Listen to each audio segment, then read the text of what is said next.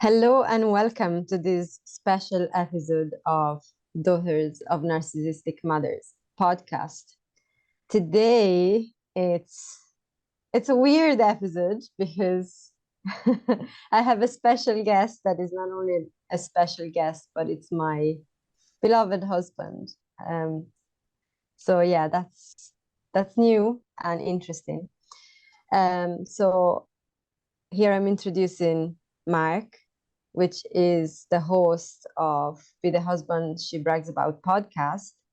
And his mission is to support husbands becoming the marriage transforming heroes of their relationship. And yeah, and my beloved. So welcome. Bellissima. Thank you for having me on. I'm excited about this conversation and also fearful at the same time because I'm in your territory completely. You've done loads of beautiful guest episodes on my podcast, but no, all joking aside, really excited to be here. Good. Yeah. The steering wheel is in my command at the moment. So It's in your command on my show as well, I found in that experience. So true. So the reason why I invited you on the show is because very often what I've observed in my own experience, of course, and you know that very well, but also what I have observed with the women I've been working with and the women that have reached out within the podcast context since I started Daughters of Narcissistic Mothers, and was a pattern that I had seen before anyways in my work with women, is that when we have been through such trauma, like that when we have experienced the traumatic experience of having a narcissistic mother, we end up feeling like there's this inherent feeling of inadequacy, of not being enough, and of being less than. And there's no boundaries, because I know for all the listeners, you know at this point that a narcissistic mother does her best to make sure you don't have the capacity to set your own boundaries. And so we end up taking on ourselves the main burden of whatever issue goes on within a relationship. We are the ones at fault. We're the broken ones. We're the ones that have the biggest amount of trauma to deal with. Even when the awareness of that trauma, actually, the more you become aware of the wounds that you carry, the mother wounds within you, and the trauma you've been through, the more there can be this tendency of, okay, I'm the one that is 100% messed up. And so we take on a lot of this. And so this has definitely been my experience. And so I remember how difficult it was for me to communicate with you about it, to own what my needs were, to feel like I had even the right to have needs, and to express what was my inner experience of things that maybe you were saying or doing, or maybe things that I felt you didn't understand, but I still felt it was my issue if you didn't understand, that you had like zero to do with it, because I was such an inadequate, not enough piece of crap, ultimately, person. That's what I felt about myself all the time. And I'm seeing that pattern going on quite a bit within the women I'm connecting with and working with. So yeah.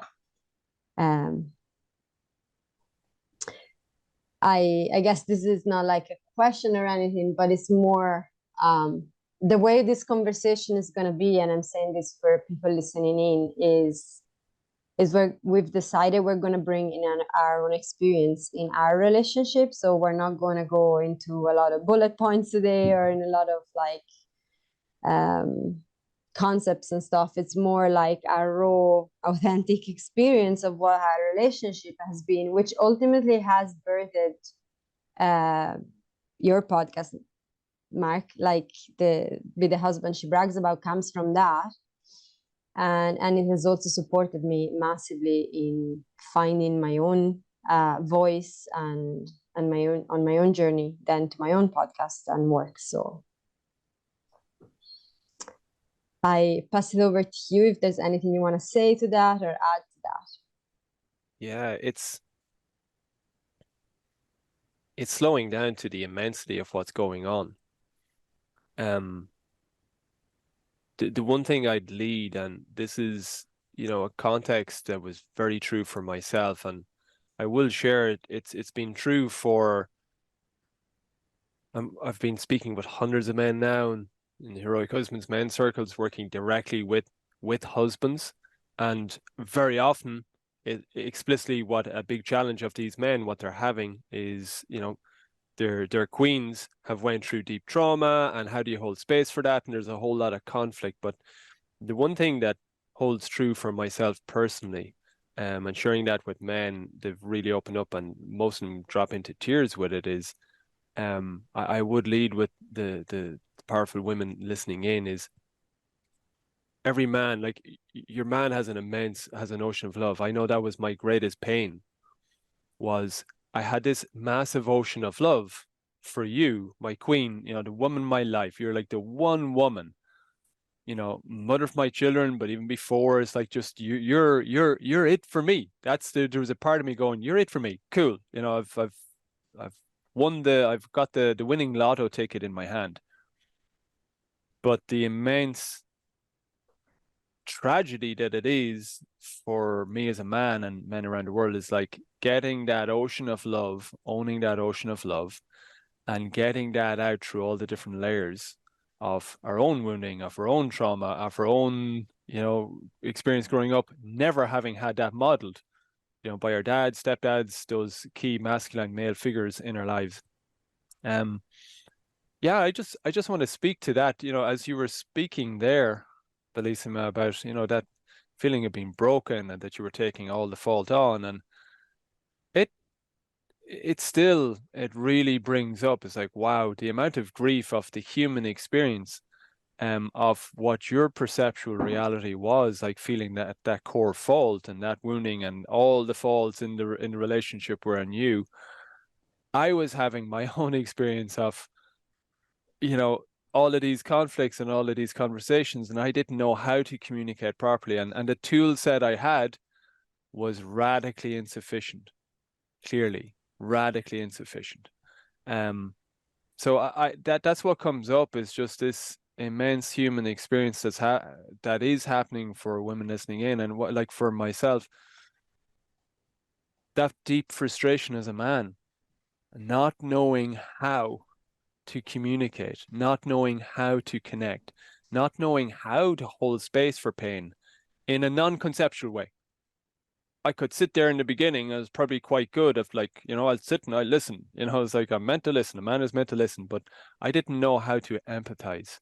I had no access to below my chin, like I talk about with guys, cranial brain, heart brain, gut brain. It's like neuroscience, but I had no idea how to connect in my body and feel into what your experience was. And yeah, I feel I want to bring that human experience I was having. I can look back and know there was such an immense amount of frustration for me, wanting to be able to communicate this love, wanting to be able to hold space, wanting to be better as a man and actually have you feel safe.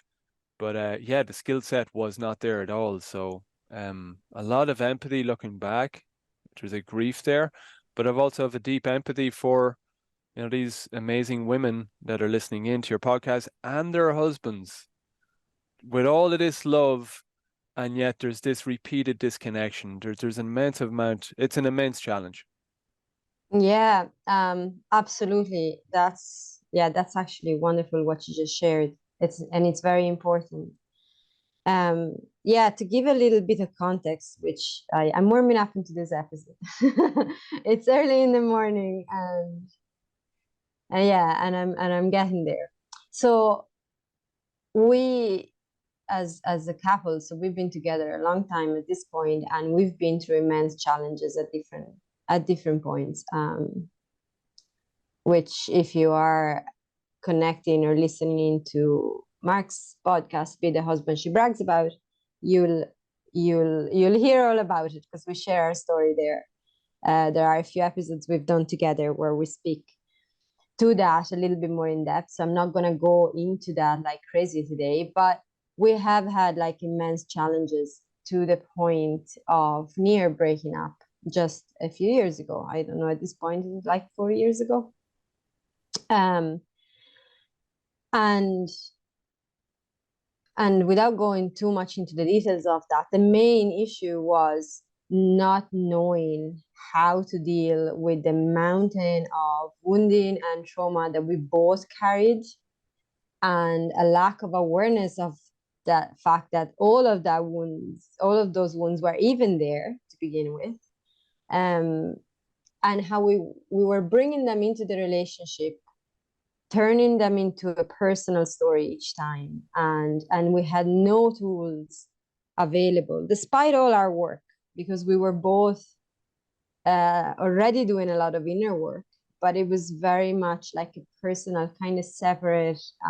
There was a lot of wanting to fix each other energy into that. So despite all of that work, we still hadn't gotten to the nuts of it, and we didn't know what tools could we use, how could we go about it. So that's how we turned it around. It was like really just looking in and looking at the other person, and understanding that there is a lot there that is unspoken, a lot there that is vulnerable to be revealed, a lot that hurts.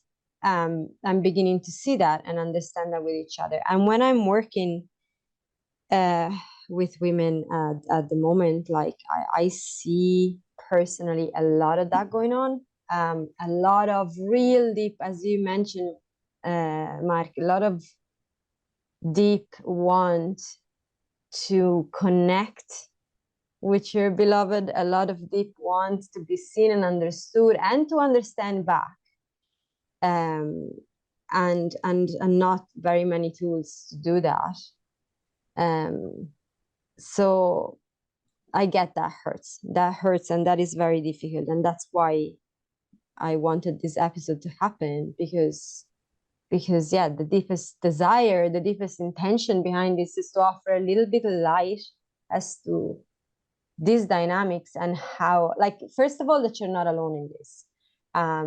This is like, this goes on even if you don't see it in public, but behind closed doors, this goes on in so many houses, like, and I know you, Amore mio, in your work, you see that quite a bit. So maybe we can speak a little bit to that, actually, to this fact that we might feel very isolated in the fact that our relationship is the only one that is going to crap. We're the only ones that are not able to make a connection with our husbands. But actually, this goes on in the vast majority, actually, of couples, really. Yeah, like that was one of the most revelatory things in my healing journey, was realizing my self-perceived deep. This was deep, deep, deep, deep down. It took me years to realize I was able to bring it out. But the deep shame, the deep inadequacy, the deep wounding that I had, and so many different levels of my being, I wasn't the only one. And I say it to guys provocatively, but I'd say it to the powerful women listening in. It's, when you go into a social setting, you go to, a birthday party, you go to a barbecue, you go to a social outing, you go to a local mall, you're going shopping. You don't have people coming around with like a big poster in front of them going, "Oh, my life is falling apart," or, I've been sleeping on the sofa the last 4 weeks. You don't have, I'm suffering with the depths of depression and suicidal ideation on a daily basis for the last 4 years, or for, we don't have that. So in modern society with, you know, social media bombarding, and like, what do people post? 99.9999% of the time, it's this curated sort of, oh, I'm so happy, I'm so perfect, I'm so complete, with their best looking clothes and their best looking mood that's probably actually put on a lot of the time, etc., etc. So it's like, it's very hard to feel normal and natural and be at one with, I'm feeling a ton of emotional pain. And that's a real, I know for myself, I in moment, I had experienced moments of deep suicidality during marriage, and it was that exceptional pain inside, but feeling that I was just totally inadequate. And it's a part that I find it so exceptionally important for, I would say, women en masse to feel into, is the unspoken level of how much pain men go through because of their alienation. And I do also know it's like, it's also true for in women's experience as well, that alienation. I know there was this exceptional pain that I was going through that brought me to exceptionally dark places within me, when again this crux, this human experiential crux of, I'm this man, I'm in love with this beautiful woman, we have this beautiful life, there's a lot of beauty, but oh my God, I can't seem to find a connection. I can't say the right words. I'm not doing, and I can now break it back. I didn't know back then, oh, it's a skill set. I just thought, I'm inadequate. I'm no good at this. This is hopeless. But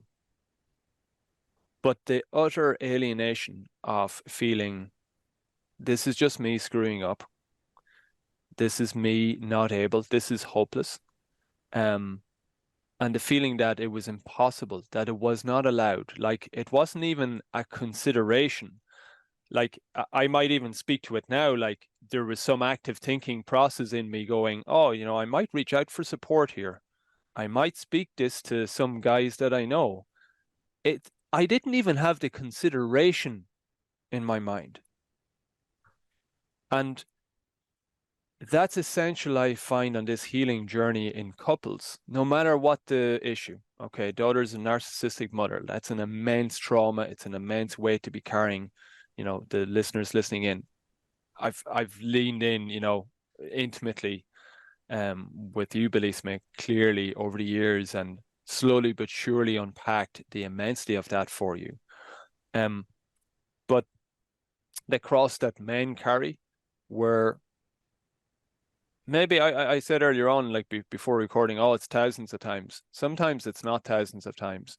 It's key moments with their dad, with their stepdad, with their football coach, with boys in the playground. But there's every single guy that I said this to in deep men's work. Have you ever had an experience like falling in the playground? You know, you hurt your knee, you're crying, you're sitting down, you're looking for support. You're looking for nurturing, and you're told, get the hell up. Don't be a pussy. Don't be a little girl. You know, boys don't cry. Man up, man. You know, and as you get older, I mean, the language just gets worse. It becomes more insulting, and you know, it's exceptionally shaming. So men en masse, so the amazing women listening in, you all have amazing husbands with an amazing natural, entire existential desire to love. And I would say at the deepest level, to be loved. Despite the hard outer shell, you know, and like this is where, as men, because of that depth of trauma that we had, that no, your emotions are not welcome. Explicit messages that told us, if you try to repeatedly bring your emotionality, if you, in these moments of intimacy, into me, you see is, hey, I'm crying, I'm in severe physical pain, and I'm in emotional pain, please support me. And you're told, you know, everybody turns their back on you. We were explicitly, repeatedly given this message. If you share what's happening in your troubled emotional inner world, you will be socially annihilated. You will be socially alienated. You'll be kicked out of the tribe. You will not be welcome in the team anymore. That's an immense human experience, and men en masse have had that. Now, I will say that's not to excuse, and I'll put my hand up here, like physically and energetically. I do know that from my first-hand experience and slowly but surely, witnessing you, Bellissima, and in that healing process together that we're still on, realizing, oh my God, that's an exceptionally tough man to be in love with, who doesn't know how. He doesn't know how to reach out for support. He doesn't know that putting his hand up and saying, hey, I've got an inner world challenge here. That's not available to him. That's an exceptionally challenging man to be in relationship with. Thing is, that's pretty much 98-9% of men on the planet in marriages. The ones that are actually really shit hot and good at it, they've either had it modeled, which are few and far between, or they've done deep work and they've found support with men that has unscrewed that conditioning of, no, you're not allowed to speak about emotions, to, yeah, actually super potent, powerful, strong men. The more you connect with your emotions, the more you have your heart, brain, gut, brain, the whole physiology, neurophysiology working with you, you're in your fullest power, then it all gets exponentially easier. I just really wanted to build that sort of human context. It's exceptionally tough what your man is trying to do, the container of marriage, and hold space for your pain when, he has been savagely ripped out of his, permissible human experience in early childhood. Yeah, because I suppose we're trying to get them to hold space for our emotionality, and this man, as that was your experience, you weren't able to hold space for your own emotionality because you weren't able to connect with it. And that is extremely challenging. Yes, it is extremely challenging for the men involved, of course, and it is extremely challenging for the women that are trying to love men like that. I know that. It was extremely challenging, and I do remember feeling like, how is it even possible that I feel all of this and I don't see you feeling anything? It's like, how? I mean, and this gets all the way to the place where, like, I remember being in tears, being like in moments where I was really hurting, and like there was like nothing coming from nothing. It was like a brick wall. And that gets extremely challenging. So if that is what you are listening in, if that's what you're experiencing in your own relationship, if that what happens, there is a reason for that. And again, as you mentioned, baby, is not to excuse, but it's purely to understand. Like, I know that you have done a lot of work to start getting in contact with those emotions. And it's funny because it's like there's a part of me that I don't feel like I've done much to help you in that. I more feel like that kind of happened. There was a moment where you started connecting with that and working with that. The main thing that I have done, which in most cases you could say it's something that you wouldn't, as a woman, be necessarily proud of, but I am actually proud of.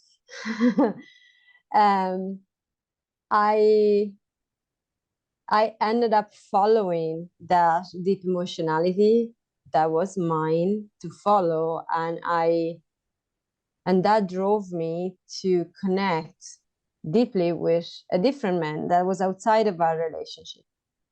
on an emotional level. That was all that was there. There was no physical connection or none of that, but there was a deep emotional connection. And that kind of rattled things. And of course, at the beginning, I felt really bad about it. But the reason why I'm saying I'm feeling proud about it now is that with all the unpacking that we've done on that was actually my ultimate way. Like, I didn't know how else to communicate to you that I really, really love you, but I can't connect. I don't know how to reach you. I don't know how to reach behind that wall of bricks that you have around your heart, around your emotional, around your inner world, all the stuff that is hidden there that you're not revealing, not consciously on purpose, like lies, but like you don't think it's available. You didn't think it was available for you to reveal. So by doing that, and again, at the time, it wasn't like, this sounds very, as you mentioned, it sounds like very conscious. It sounds like this was all thoughts and it's like a plot that I planned. Is not, of course. There was none of this awareness at the time. That just happened. But that stopped us on our tracks. It was like, whoa, whoa, whoa, why did that happen?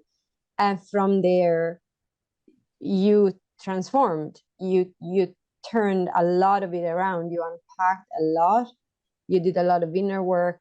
You did a lot of deep work with other men, which was absolutely essential. I know you can't make your husbands go and do men's work because we can't make them do that. But I just want to underline the importance of it, because that was what has really supported you, I know, in that journey, baby. So so I guess what I'm trying to say in this is, like, I'd like to know from you, what can we do as women? Because I ended up going all the way to that in order to, I know in hindsight, that was in order to shake you. I never was actually really interested in another man. It's you that I always wanted, but I just needed to feel that emotional connection somewhere. And I also, I think, deeply subconsciously wanted to rattle you. And I know we can do that by cheating. We can do that by handing the divorce papers. I've heard that, like, women that just went all the way. They don't really want to divorce. They don't really want to break up the family, but they go, here, this is the evidence that I'm sick of this and I'm looking for more connection, and I want you to man up and get the hell on with it. So here's the divorce papers. So we end up going all the way there. Is there a way, I don't know, that we can, what was your experience, but like, if you can unpack it for women listening so that we can be helped in that. Yeah, well, if we go to, in the lead up for me personally to our marriage breakthrough, I invited that guy into our home. He was there for 3-4 weeks, and he was like the man I perceived I was incapable of being. I felt completely broken, and he was all emotionality, he was all intimacy, he was all feminine, he was all sensual and sensitive. And I now look and go, cool, that was actually the most wonderful gift ever. I never want to speak to that dude again. He was like completely out of integrity. And like, I own that part of myself as well. I'm comfortable going. No, it's like, don't ever want to see him or speak to him again. Yet at the same time, I feel there's an intuitive perfection in that. Now, that was unconsciously done. It's like, circumstances happen, you went with that.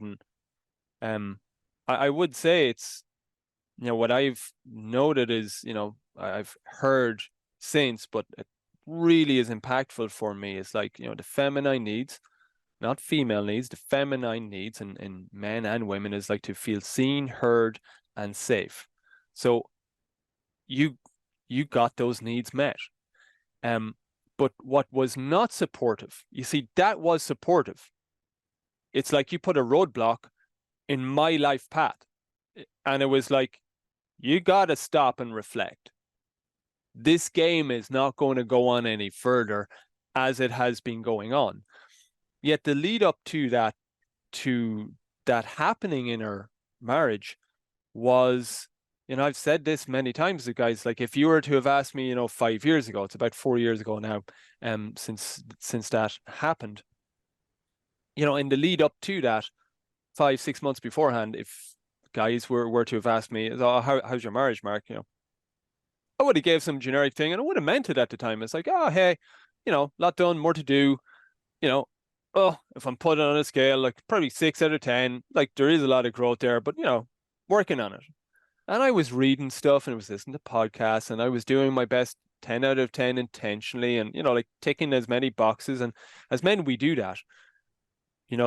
We tick these boxes and we tick the boxes that we feel are meaningful, but very often we end up ticking boxes. And I've spoken with so many men to say that it's like the practicalities. We do better than what our dads did in the parenting. We do better around the home, in the family ecosystem than our dads did. So we actually feel, and we genuinely are validly making a better effort, and we feel that should be enough and that should be meaningful. And we tick the providing boxes and in our jobs and salary provision, etc., etc. But what was not supportive was in that period beforehand, and this I really, again, just want to asterisk and be to practice over communication. So women listening in, it's not putting like, oh, you're doing something wrong.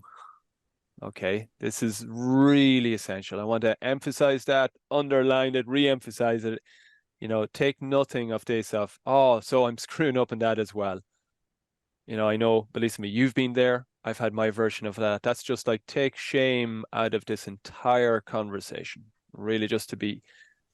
But what was not supportive for me as a man and ultimately for our marriage was you had, and you've spoken a lot about this, but like you had got to a point of hopelessness of Mark is as he is. He's a good man. He ticks the boxes. He's peaked. There's no more. I've had enough conversations.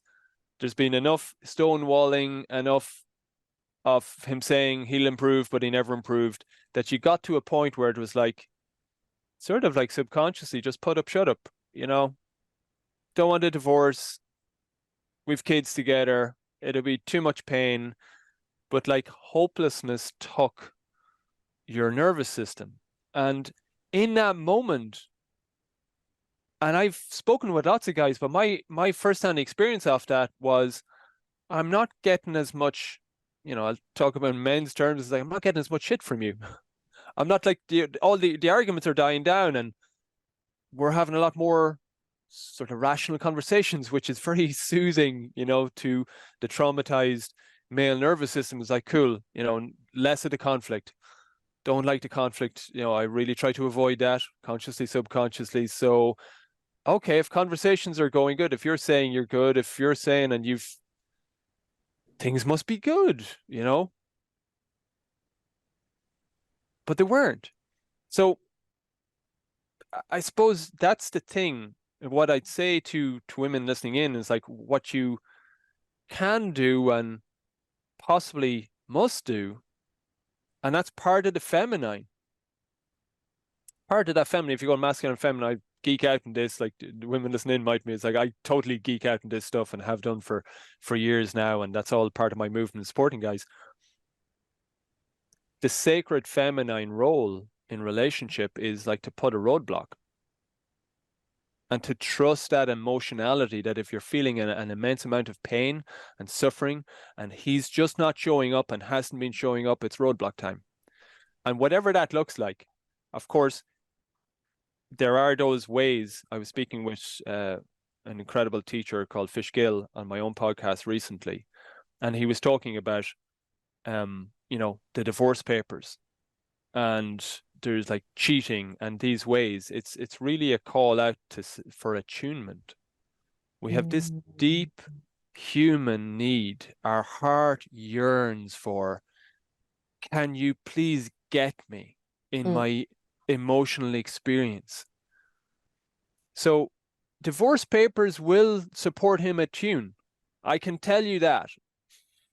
because guys come to me in Heroic Husbands Men circles, and it's like in the introductory call, the application call, it's like, man, what do I do? I love her. I haven't been showing up for 10 years, I know, and like they can tear up, or there's a deep frustration, there's a desperation. It's like, she's now talking divorce. How did it ever come to this? They've suddenly woke up.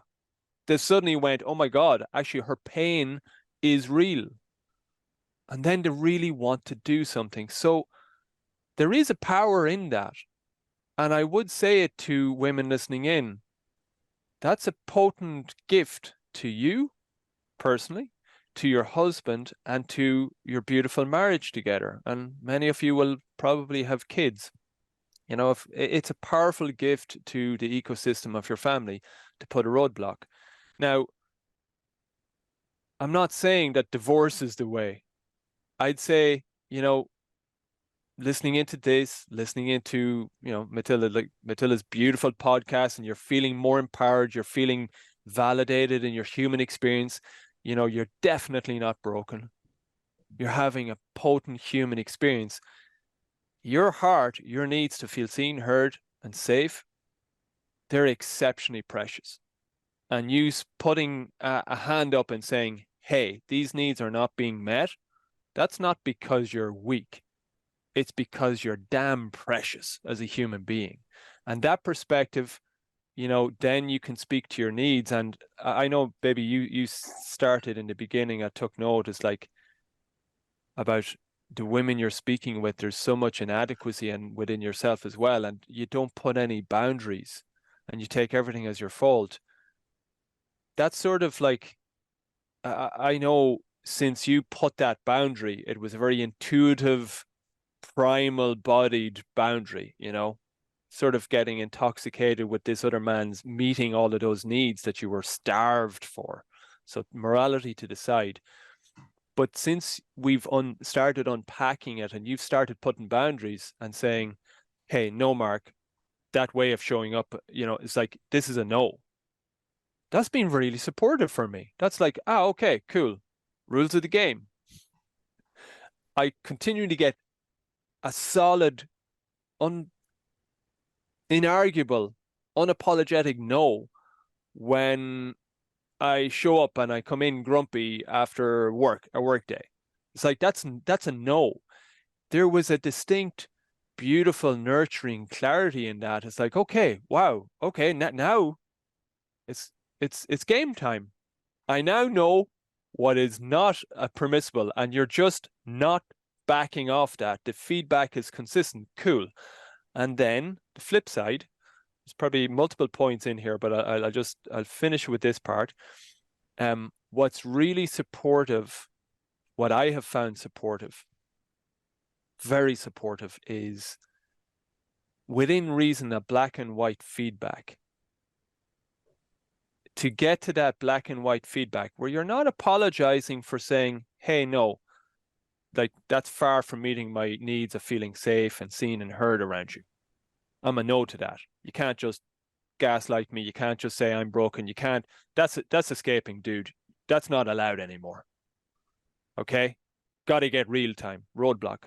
But the flip side also is exceptionally important. Whenever your man does something like that's deeply meaningful for you emotionally, like he actually listens and you feel listened, and for whatever in that moment you're like, wow, tell him. It's like, oh my love, that, wow, in those 5 minutes, like how you were so with me, that was so meaningful for me. Thank you. I really appreciate it. And especially, and I'd underline this, when he gets vulnerable with you in moments, and very often I know for the cycle for us, Amore, was I would reach that level of vulnerability when I'd burst into tears, but it was only when it got to the point where we were in major conflict and probably at the end of like a 2, 3, 4 hour argument, 3, 4 o'clock in the morning, and the exasperation, and then it's like my hard shell was down and it's boom, I'm crying, boom, I'm telling. In those moments, tell him how powerful you feel he is. He's such a powerful man for sharing. that's the most beautiful gift that he can give you. It's like, I would say the definition, intimacy, into me you see. It's like, hey baby, you're inviting me into your inner world. I feel such love for you. I feel such honoring for you. Let him know. Because again, he has 3, 4, 5 decades of trauma telling him explicitly that means he's weak. That means he's useless as a man. You are the most important woman in his life and person in his life. Tell him explicitly when he gets it right. Your nervous system feels he's getting it right. Let him know. Let him know explicitly. You went quiet. You didn't speak. You weren't trying to fix me. And it works. Repeat, please. That really supports a man. You've got to get black and white, though. In roadblock and black and white, set boundaries and give him feedback when he's getting it right. There's a lot there. There's a lot there. And what came up for me when you were talking was that I remember you asking me at some point after the whole situation with the other guy. It was like, did you fall in love? Like, were you in love with this guy? And it's like, it was very obvious to me at that time that I did not fall in love with this guy at all, but I did fall in love with a part of myself. And it was like really weird. And I want to speak to that because for us, like when we've been through such abuse from our mothers, like the person that in theory, on paper, is being your mother should unconditionally love you, just nourish you since you're a baby. Like we know there should be no conditions in that love. That's just like, it's maternal love. That's just one river of nourishment, love, support, understanding, just flowing to you. That I say should, it's not a word, you know me, I don't use that word very lightly because I absolutely despise it. But that's the ideal sort of perfect mother-daughter relationship. And we've experienced the absolute opposite of that. We've experienced 100% conditional love to conditions that are impossible to meet, a bar that raises ever higher. We don't have the right to even have our own identity. It's a total manipulative, controlling relationship from the beginning, training us to feel like inadequate, not enough, and broken and damaged from the very start. Faulty by default, faulty by being born the way we are. That's the conditioning that we receive when we have a mother that is narcissist or has narcissistic traits. So I remember you telling me things such as, no other man will ever take you. And now it'd be like a very straight, like I'd probably laugh in your face, like, there's a freaking queue at the door, dude. You know, you better wake the fuck up, because if you're not wanting me, I'm not gonna be alone for very long. Trust me.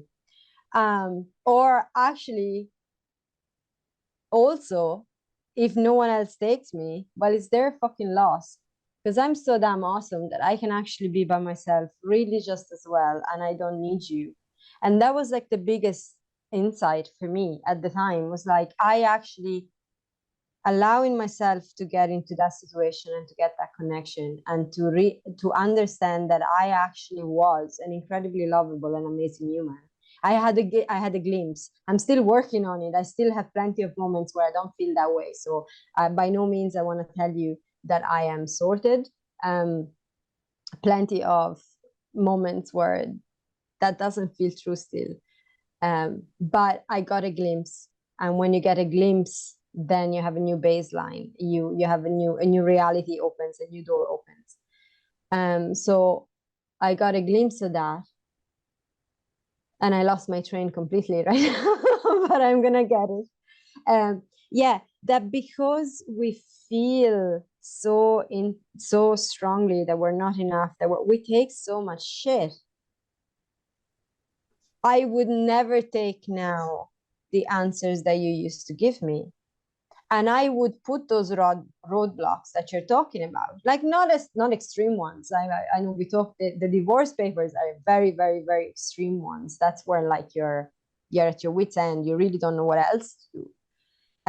But there's a lot of things that you can do before that, which is purely like going, no, you know what you just said? No, I don't take that. Oh, you can shout, you can do whatever you want. I don't take that. No, that's it. There's not even a need to continue that conversation. It's a no, full stop. Where instead, very often with the wounds that we have, we come from a place of not wanting to be abandoned. We have women, abandonment wound. It's a very typical one for women, way more than for men. And I'm not saying that men can't have that, of course, but like in the statistic, the majority, it's very much a woman wound.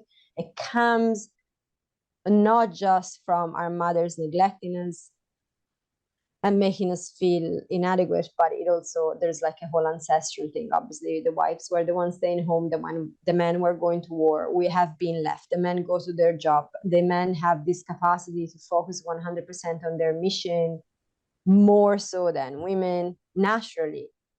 Like it's a biological, physiological thing. It's not like better or worse. It's not, I'm not, please don't go into, I don't want to hear a heap of feminist sort of crap coming at me for this episode, like always be respectful when you reach out.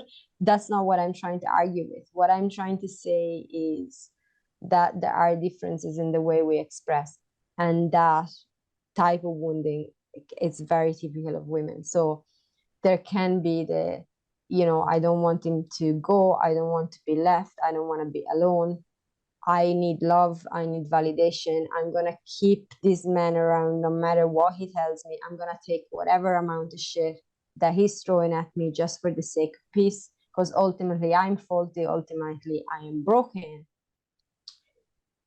The invitation in to start actually express, one of the main work that I find women that come working with me are doing is like finding that voice. And when you find that voice, I found that voice with my own mother. That kind of really helped. It's like the two things went hand in hand. The more I found my voice with you, baby, the more I found my voice with my mother, and vice versa. It worked the same. So that self-love, that place where you get a glimpse of, no, I'm worth way more than this, and you get glimpses of that.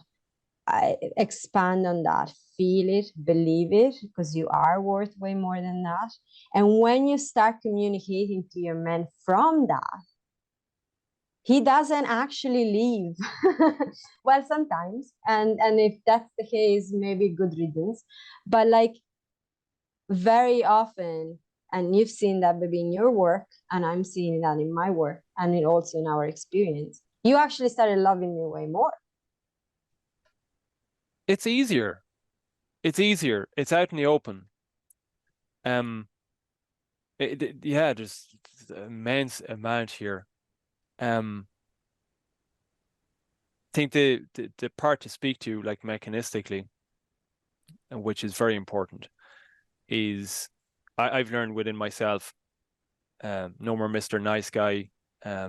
Just that book, it's the nice guy persona. It's almost all pervasive in modern men that have grown up in Western society, because super quickly, predominantly, we were reared within, like, the majority of our rearing parenting experiences happened with our mothers. And then early days in school, predominantly in the early years of schools, and this is sort of cross-cultural Western world, predominantly they're female teachers. You have to wait till later years in the school experience to have the male sports teacher, the football coach, that there's more men. Of course, there's women, but just this is the patterns that are most widely reported. So we get en masse, individually and collectively as men, infinitely more, way more time with women. And here, it's not to blame women. It's not that, oh, so he's saying women screwed it up. No, it's just out of balance. We didn't get to learn, submerged in the presence of our dads, you know, what masculine energy is about, that which would balance it. The beauty of the nurturing feminine, the sensitivity, the sensuality, beautiful, essential, but the masculine, you know, all of those beautiful parts. So you'd grow up a more integrated man that would be comfortable with both expressions. What has happened with men en masse is we end up learning the good boy, bad boy thing. Because it's predominantly with women, we learn. It's like, hey, you know, learn the rules. That puts a smile on their face. Good boy behaviors. Oh dear, oh Christ, I've screwed up. That puts a frown on her face. So it's good boy, bad boy.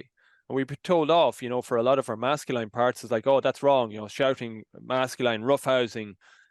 And yeah, human experience our mothers were going through. And hey, there was a lot of times that we were missing our dad as boys. They were missing their husband. They didn't have him there. So there's a lot of complexity there. Yet what this has ended up happening, and it's really important for the entirety of this context,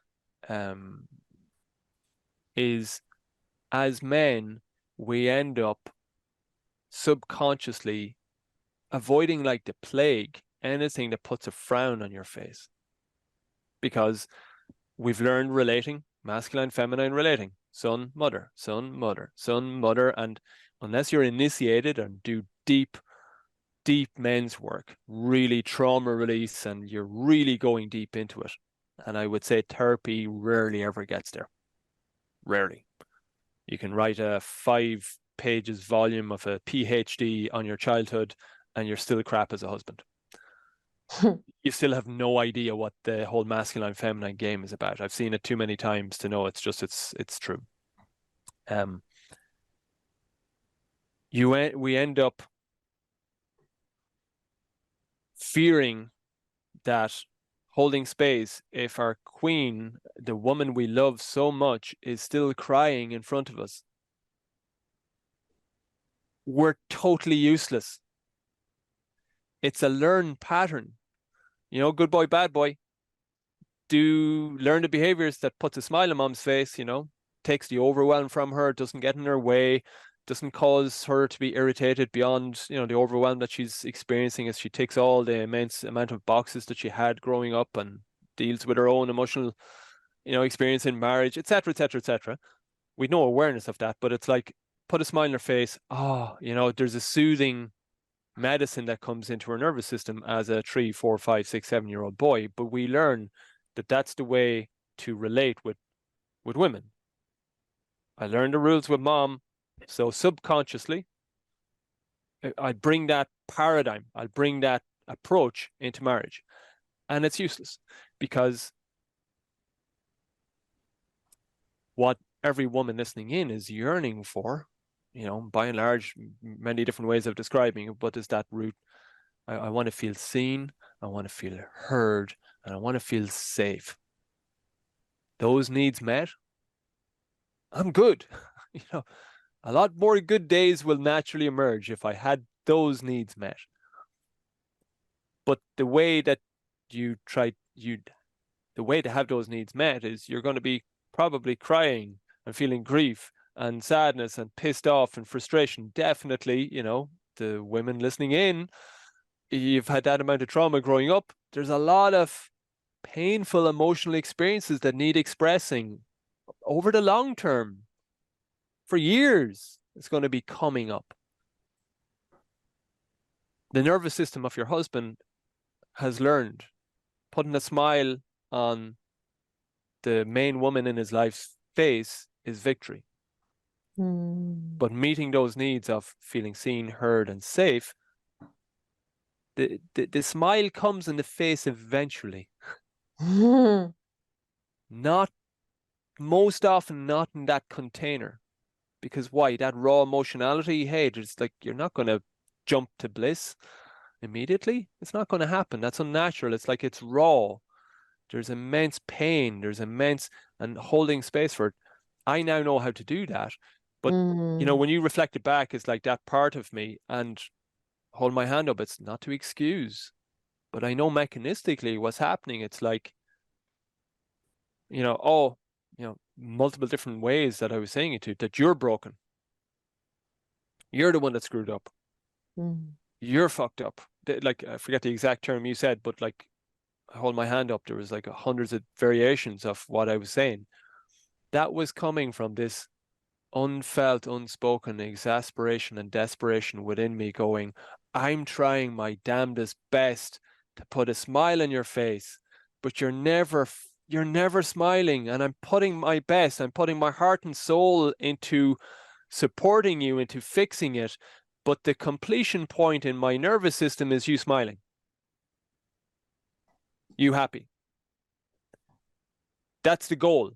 You're playing soccer, ball at the back of the net. Everything outside of that is just details. It's like, that's when you explode into joy. And the end game is you're more happy than sad. Like the end game of soccer. And like it's rational mind. This is like the male nervous system. It's just to understand the end game, a victorious, where we have arrived, where we have done our job in our subconscious belief system, is there's more happiness than sadness. It's like, yeah, you can be sad, but by the end of it, you need to be more happy. I feel meaningful as a man. When that's not happening, and potent woman, feminine emotionality is coming through, and you stick with the pain and the suffering because you need to express that. I suppose the importance here, what I'd love, these amazing women that are listening in because they're so intentional, probably have been for a long while now, and with your podcast, learning incredible insights and strategies and self-love and healing, and is part of the healing journey is I'd invite them to find some place of softness within them, and understanding that the man in front of them, when he tries to fix the situation and he tries to sort of, say, oh, but your mother isn't that bad. And, oh, I know your experience in one level is that it's so goddamn invalidating. It's like, I'm in pain, I'm in suffering. How dare you? Like, how? And I know your experience was, I was doing that with you. It's like, oh, the positive side of your mother. But have you not thought of this? Like, just write positive aspects about your mom. And like, it's like very, yeah, like, dear God. But it was coming from, I had a paradigm that it's like, I only have this paradigm. I desperately need to see a smile on your face and you're happy at the end of this conversation. Otherwise, I have been clearly worthless to you. Because why? I learned I was worthless. When I was a bad boy, I got given out to. That part is not wanted. So my mom happy, I'm meaningful. I am worth it as a human being, as a boy and as a man.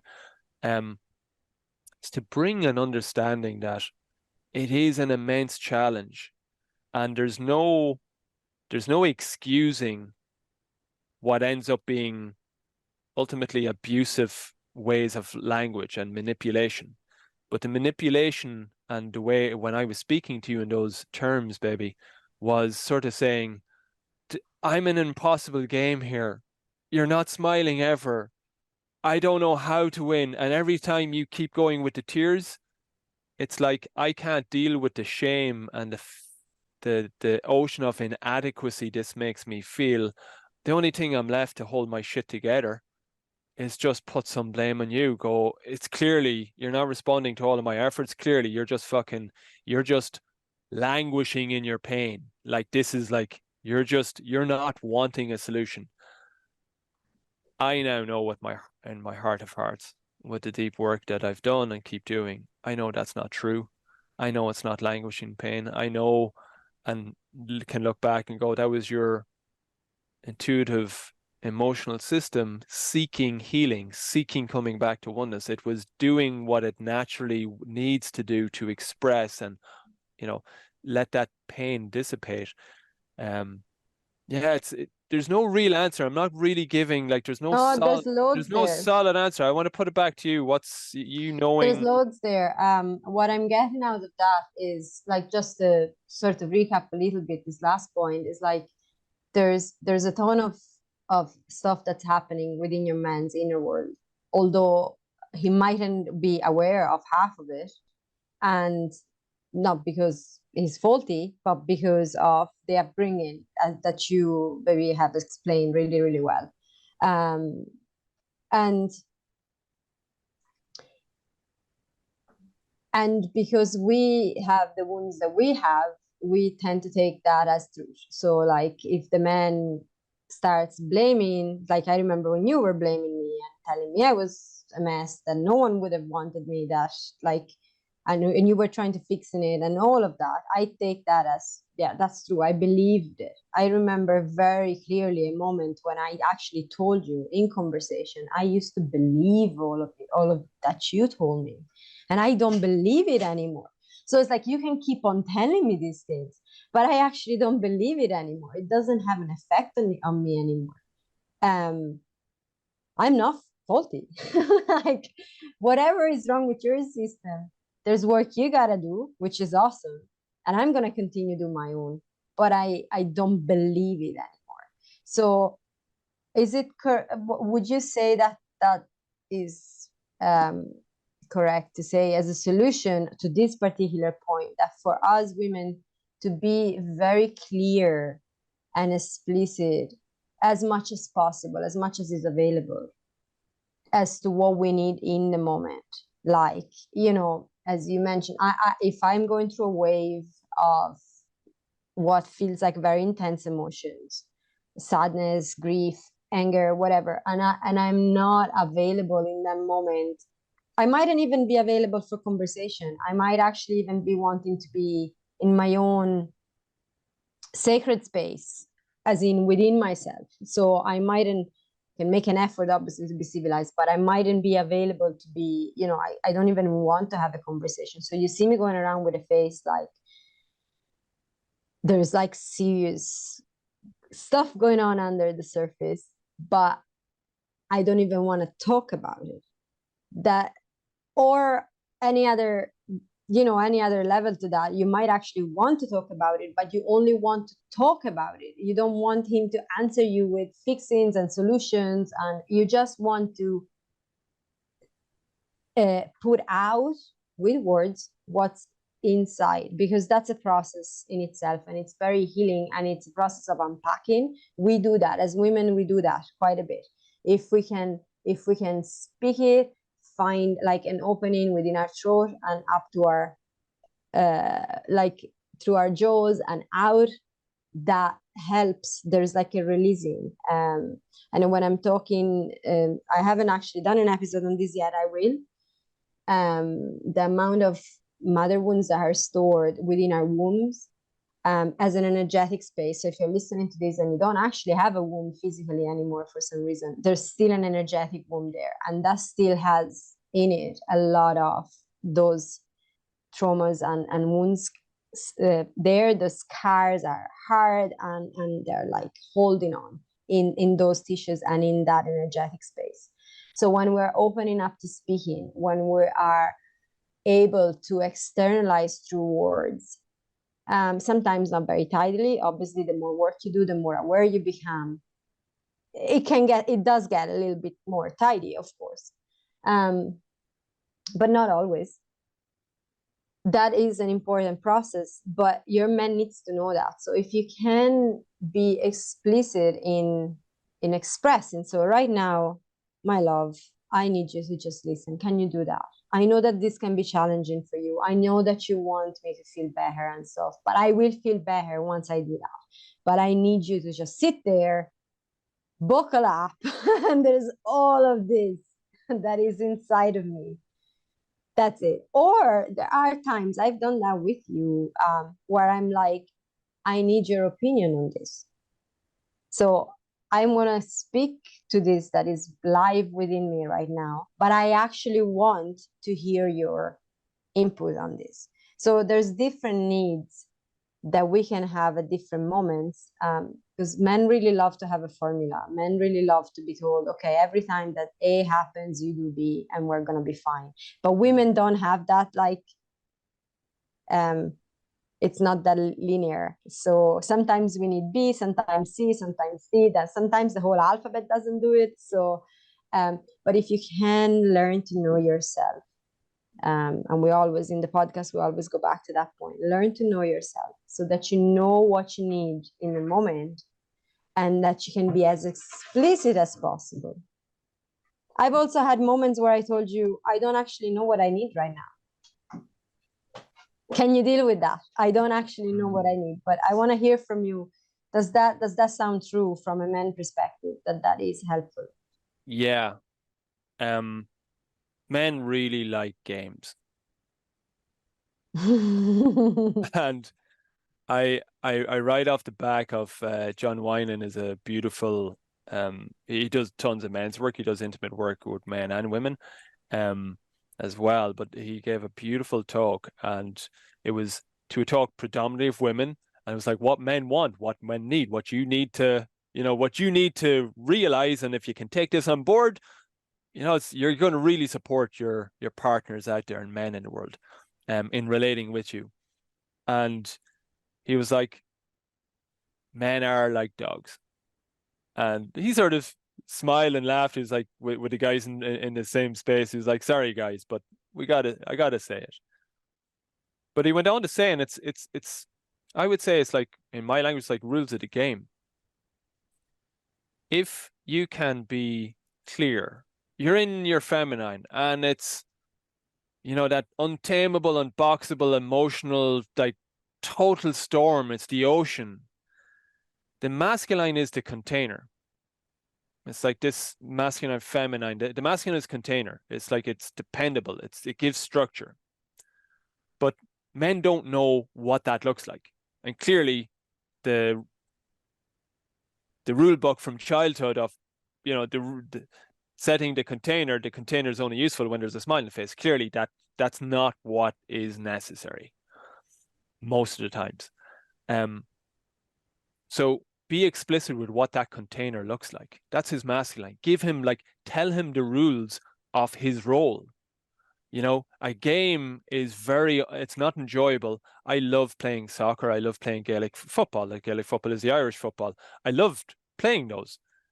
But no matter how fit I would be, if you threw me into a game of American football, I would not enjoy that experience. First of all, I get killed. They're twice the size of me. But apart from that, I don't know the rules. It would be an exceptionally dissatisfying, horrible experience. I'd have these people running all around me and the ball goes there, and it's like, what? I don't know the rules. I don't know what success looks like. I don't know what failure looks like. Sometimes I get the ball a run, people cheer, and other times they start screaming at me because I threw it to the wrong guy, wrong time, did the wrong thing, and I don't know. So men like the container. I would really agree that that's an astoundingly important part. Now, what I would say, and this is part of the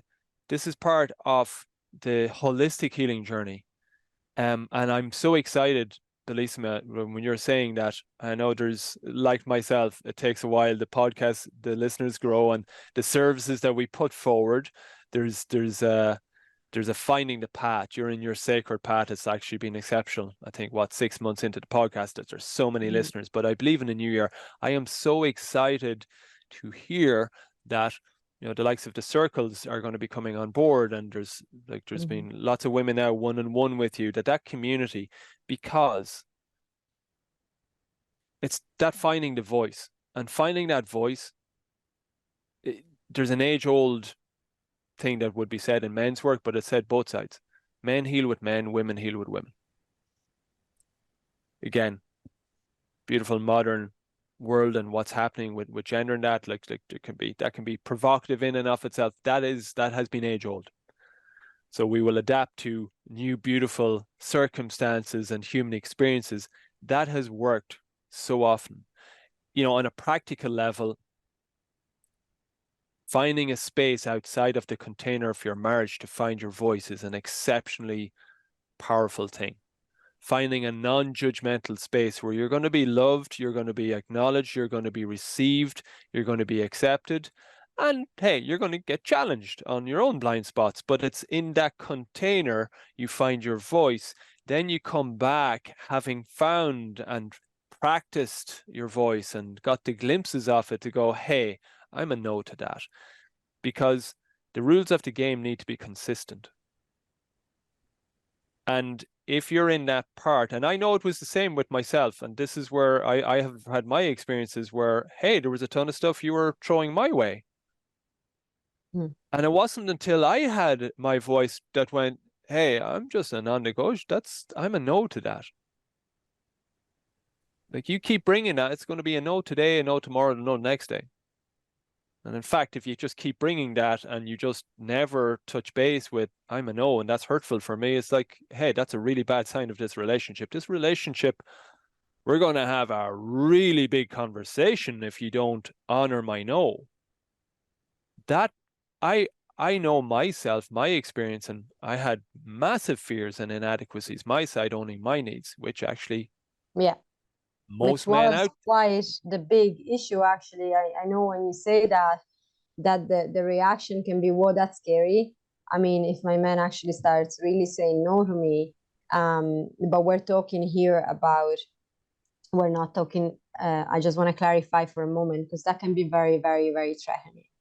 I know it was for me quite a bit, but it's a different kind of no. It's like, it's a grounded, it's a no that comes with an openness to hear the other person's perspective, that opens a dialogue. Is actually an expression of needs that then results in a more open relationship and in a deeper connection. Is not like an expression of needs that then creates hurt and more hurt and more hurt.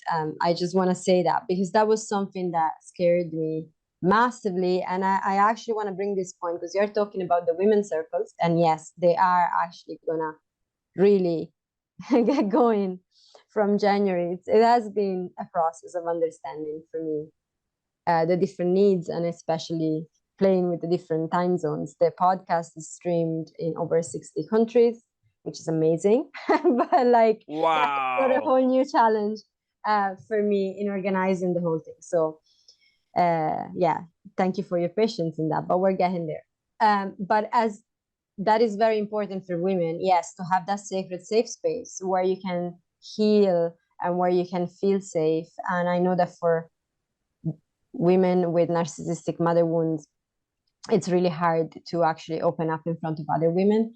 But that is why that space is such a sacred place, because when we're challenged in that sense, and when we realize that actually that's safe, a lot of healing happens, a lot of healing. And I do speak to that in the podcast all the time. I just wanted to remind you of that. But the same is true for men. And I want to bring my point of view on that.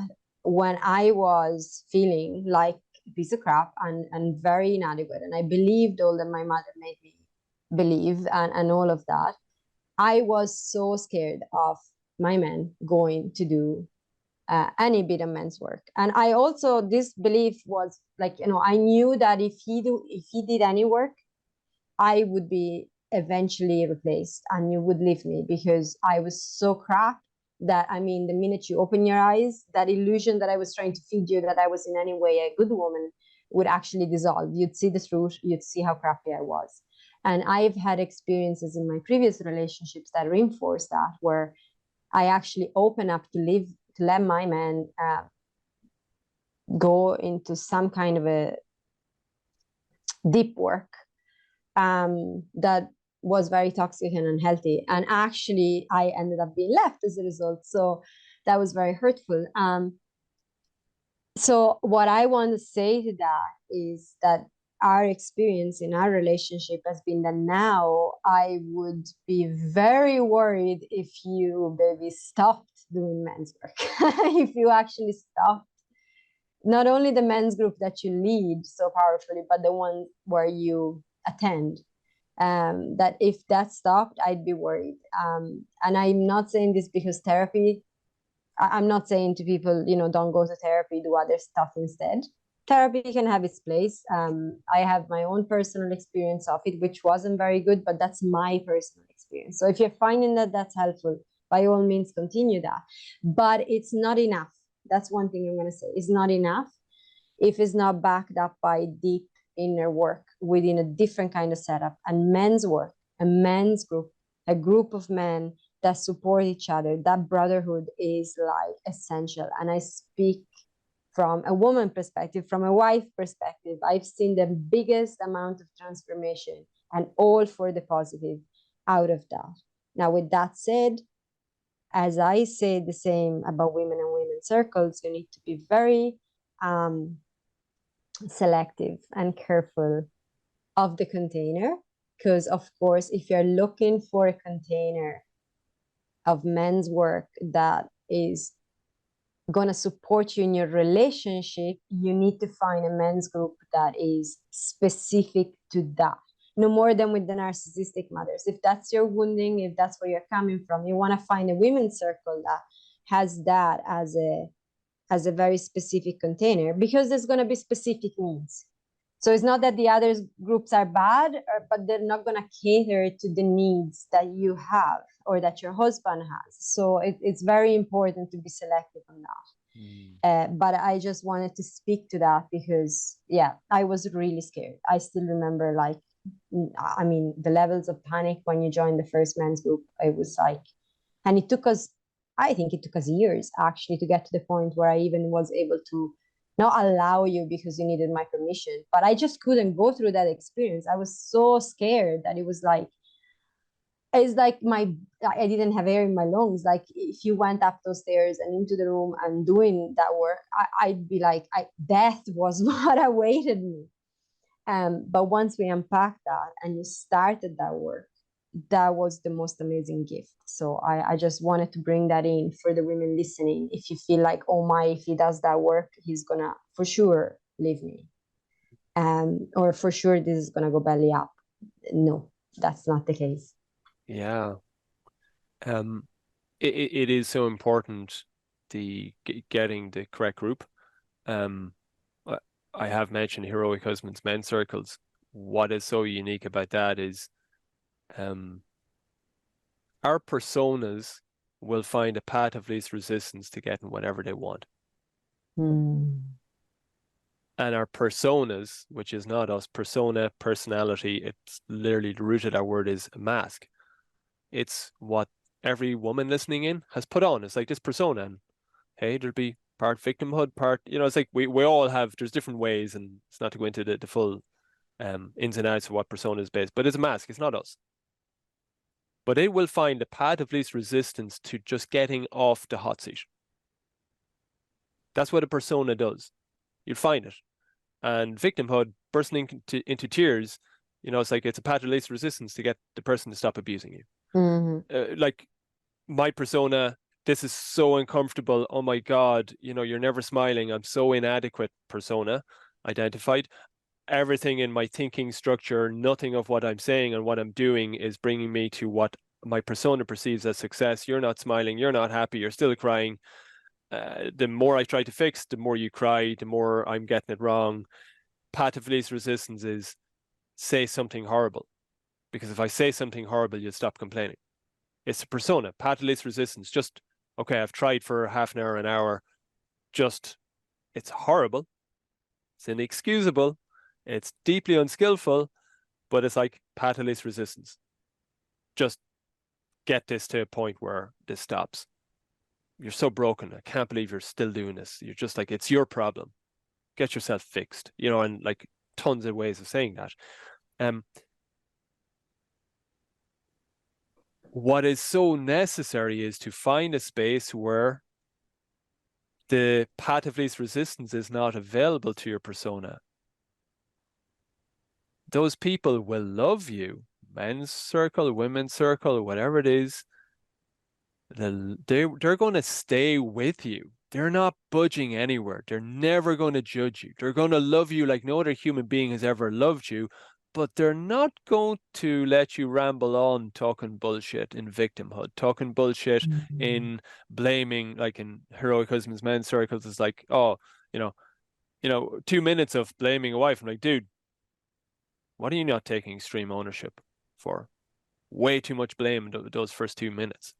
And a guy just all of a sudden goes, whoa, it's like this just got real. And I would thread it back in. It's like the healing space to find your voice. You need to have, selected, as you said, baby. But it's this golden thread of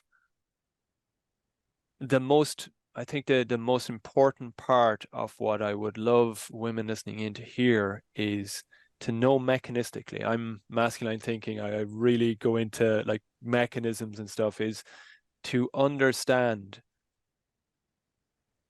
the conscious roadblock. It's highly inconvenient for, well, any human to emotionally, psychologically change. So without a conscious, non-negotiable, and I would suggest grounded roadblock, as grounded as you can be, in the midst of total conflict, you're in like you're after speaking with the women listening in, you're after having your mother over for the weekend, and all all hell has broken loose within your nervous system. Maybe not the moment to start with non-negotiable boundaries. It's like, find your moment when you listen to multiple of your favorite podcast episodes that Matilda is offering the world. Like, listen to a few of them, build your foundation, the ones that you feel hope at the end of, and it's like, find what your non-negotiable needs are as a woman. Feeling seen, heard, safe. Non-negotiable need not to be fixed or told that you're broken. Whatever, do up your list, and with one of them, practice, or maybe the list, if you're feeling like, hey, you're feeling good, set that non-negotiable, grounded, unapologetic boundary. Really, it's a massive challenge. I know I've had my version. It is a challenge. I'm not saying this is easy to say, not easy to do. So do whatever is necessary within your nervous system to find that ground within you, to find some point, and don't try and be confident in it. The confidence won't be there. It will build with time. And Maria, your confidence is like skyrocketing more and more and more. Yeah, and more. I do speak in the podcast. We've spoken about the difference between courage and confidence, is what you need to do that. It's the courage at the beginning, which you already have. And then the confidence builds as you do that, the more you do it. And it's like to say, and I know you speak this, but I know I say it with guys and the amazing women listening in. It's like your 10 out of 10 courage is not in question. You've experienced that type of mothering and you're still showing up in the game. Oh my God, that is courage. That's 10 out of 10. You just haven't had a social group that can acknowledge and witness you in that and see the potency and feel, oh my God, you went through that and you're still here listening into a podcast saying there's a flame inside of you and you're going to not stop until that like flame of a candle is a raging bushfire. Wow, that's courage like I've never met.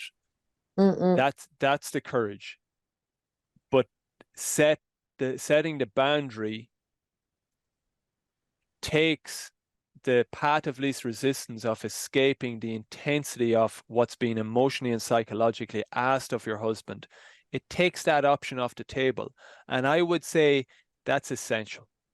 And I would say better to do whatever is necessary to practice to set your nervous system up to do it before you go the whole divorce route. Because, hey, yeah, it's an option. It's like women on average will have considered and reflected upon divorcing their husband, ending their marriage for 2 years. That's a lot of time that you're practicing the get out of my life message. Yeah, men meet me and go, they're desperate. It's like, oh, I didn't realize it was that bad. And now the divorce is there. It's like you're practicing separation for way too long that it's really difficult. But hey, non-negotiable roadblock that lets him know okay, wow, this just got real. She's not backing off this, because if he has any inkling that there's a path of least resistance, he's going to go for it. And here's the thing, human side, so would you. You know, that persona that just avoids the intensity of that inner hell, if there's a road that you can take, you'll Oh go to yeah. it. So it's like very human. Men and women, we like from our undealt with trauma, we will take the path of least resistance. So yeah, set those non-negotiable boundaries as with 10 out of 10 courage, and be willing to set them again and again and again. So over the days, the weeks, the months, he's like, wow, this is the new game. This is the rules of the game. Cool. I like this. She's never happy when I try to fix, when I shut the fuck up and just listen. It's like, yeah, my childhood, just listening was not of any value, but she's telling me repeatedly, being quiet and listening, and, you know, imagining what she must be going through. You know, tell him, hey, just what do you imagine I'm going through? Well, I imagine this must be very overwhelming for you. That feels good because you're touching base with what's meaningful for me.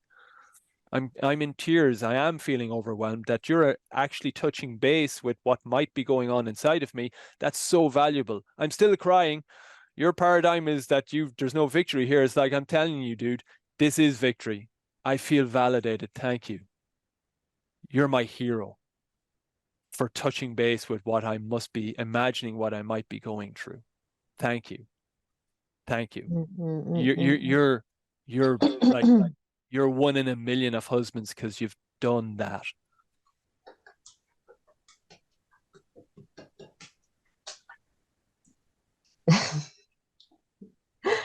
Noise is coming from the kitchen, as I'm in the kitchen right now. So I was pausing because the dog was making noise.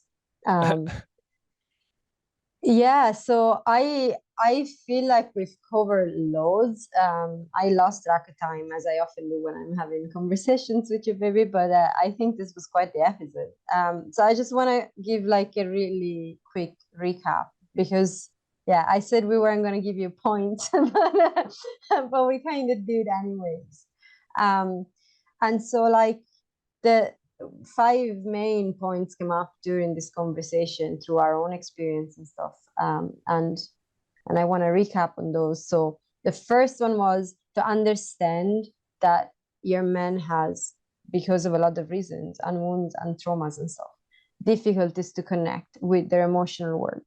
So as you mentioned, you're like chin up to actually go in and hold space and connect with that feminine inside, that ocean of emotion inside of himself. It's quite challenging. And from that, it's very challenging to do the same for you as a wife. So it's not that this is an excuse that we're going to mollycoddle them because of that, but it's just a good awareness to have. Once you have that awareness, it's easier to start taking things a little bit less personal and go, okay, that's just what's happening in his world.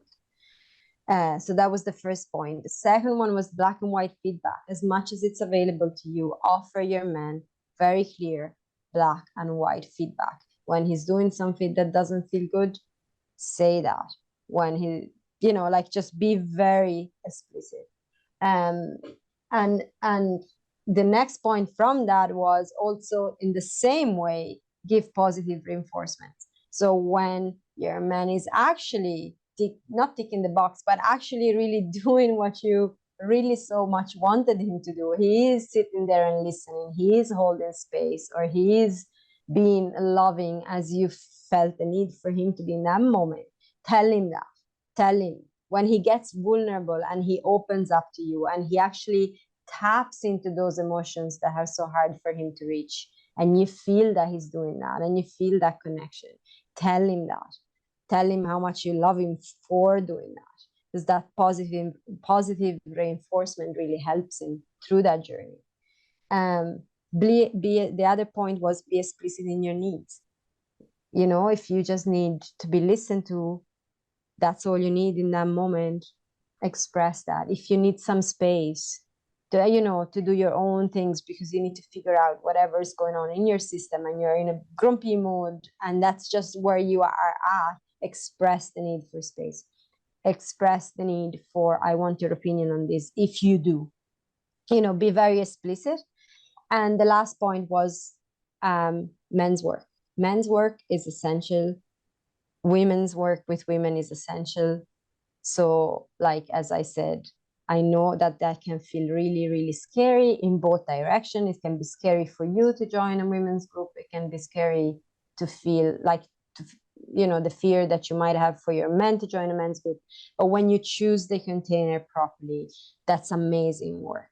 And that healing that happens in those containers is gonna reflect powerfully in your relationship. So the invitation is to start searching. We offer groups, and of course we're going to speak to those. I offer my own women's circle, and baby, you offer your amazing hero husband men's group.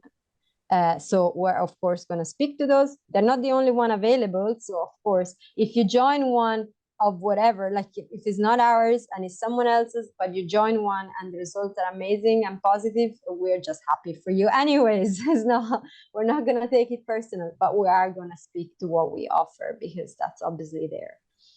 And yeah, that's the recap of the episode, just the main things that came up. So yeah, I'm gonna give it back to you, baby, for the last words, if there's anything that you want to add to that. Well, that's a potent recap. What was coming through me just as you were speaking is like hope. Hope is key. Could be an episode in and of itself, but like hope, with hope we will not stop. And these amazing women, and I know there's a tsunami of amazing feedback, and it seems to be circled around that. It's like with hope, that flame inside of you. You can call it soul, spirit, your heart's yearning. You could have mystical, religious, spiritual wording that like resonates with you. It's like that starts burning brighter. And when you connect with that, and I know that's, listening into what you're speaking to, baby, and that hope burns. You're unstoppable. Don't stop. Hopelessness is like why bother? Why even bother? And it's like same shit, different day. And it's like your reality just gets more and more stagnant, worse. And you're looking at your husband like there's just no hope of him ever changing. That happened in our relationship. There's no hope that your inner world will ever change. And it's like that's hopelessness. So I would speak, it's like, hey, this isn't an overnight thing. It's not. Just set the expectations. That's okay. The spiritual journey, it's a lifelong journey. The healing journey is like, the 2-month program, you're going to feel awesome. It's like, cool, brilliant. Well, that's not trauma informed. Hope with key expectations of, I'm in this for the long run. And in your marriage, it will work out. But you don't have to have your husband that suddenly does a quantum leap. You don't have to do a quantum leap, but that your heart and soul knows, I'm going to get this good. This is going to come good. There's good stuff coming down the line. I haven't nailed it yet. That key word, it's growth psychology. The growth mindset is like, I haven't nailed my relationship with my mom yet. I haven't nailed, that deep connecting communication ways with my husband yet, but you will. And when you can connect with a part in you that, yeah, I haven't got there yet, but there's infinitely more hope. I'm feeling good about this. You'll breathe a bit deeper. You'll feel a little bit better inside of you. And funnily enough, how you will show up around your husband, he mightn't be so emotionally aware, but his nervous system will feel that and will feel there's less spikiness there. There's less intensity there to nail this now. And from there, you'll find that slowly but surely, and paradoxically faster than you'd ever imagine, it's like these two things sort of go hand in hand. When you release the reins on expectation that it should happen now, and you're screwing up because you're not happy now, and you allow yourself and your husband and your marriage to experience what needs to be experienced, that's a magic zone, but it only comes from hope. So that's just coming into landing is there's infinite hope. I look at you, baby, and it's like, wow, wow, where you were. I know you speak to it explicitly in your podcast, but I've lived right beside you. Yeah. And to say that I'm pride can be a funny, weird word, but I mean it in the most conscious, open, loving way. So proud of you. And you know, the women have that are listening in have a brilliant role model. And you know, speaking with the women listening in, it's like if it's possible, it's this cliched thing, but I can tell you firsthand the intensity of the pain that I've seen Matilda go through and the healing journey and that hope truly, truly, truly from dark, dark moments to the woman that is now. And it's like every day there's new parts of that power and confidence and badassery. And hey, I feel the full heat of it, but we're in this upward cycle. The more into your power, the more intense it is to feedback my way, but the better I become as a man. It's just beautiful. And what you're doing with the kids, if it's possible for you, it's possible for any woman listening in. So yeah, that's the final message. I hope it hits home, because hope, when you've hope, you're unstoppable. And yeah, you all deserve listening in to be unstoppable. And this unstoppable woman in front of you, what a beautiful human being. And I'm so glad that the podcast is going so good and it's bringing so much value to people. Thank you. Thank you. Oh, I'm like, I wasn't expecting all of that, but I'm taking it in. That's really nice. You said you weren't going to get me giggling on this episode, but you did. What I want, that's actually a wonderful point to close, and I'm not going to add anything to that. Thank you so much for for your time, for being here, for having done this potent episode, which I feel was very, very potent. So I want to remind everyone that like there's the self-love guided practice is available, and the link is always in the description. That's totally free for you to access, and that's a wonderful space to actually start exploring, get in contact with yourself, that grounded space before you go and give feedback, before you express your need to your husband. That space can be achieved, and that practice, it's an amazing way to do that. So if you haven't accessed that already, the link is always in the description of every episode. Also, I'm gonna of course put the link to Mark's podcast, Be the Husband She Brags About. Now that podcast is obviously designed for husbands, so the audience is husbands, but so you can of course share that with your husband if you feel called to. But also we have in that podcast, we have done a good few episodes together. I think it's about 5 at this point episodes together, where we speak to the dynamics in our own relationship. We speak to a lot of really potent topics, and those episodes are really wonderful for both your husband and yourself. So if you feel like listening, those episodes are a very good place to start. And then from there, maybe you can listen to some of those together with your husband if you feel called to, or not. You can, use them as your own work, your own awareness, your own expansive work. So yeah, that link is going to be in the description as well. That's it. With that, I am going to leave you and send you lots of love. Bye for now.